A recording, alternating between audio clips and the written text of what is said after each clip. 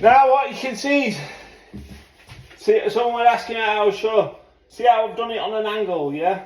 So we've done it on an angle and we've left timber at front at line, yeah?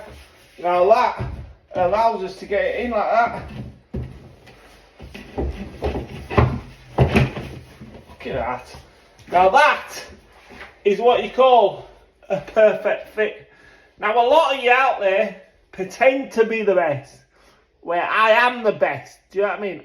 Speaks volumes, and I show it day in, day out. Life of Mickey Graham.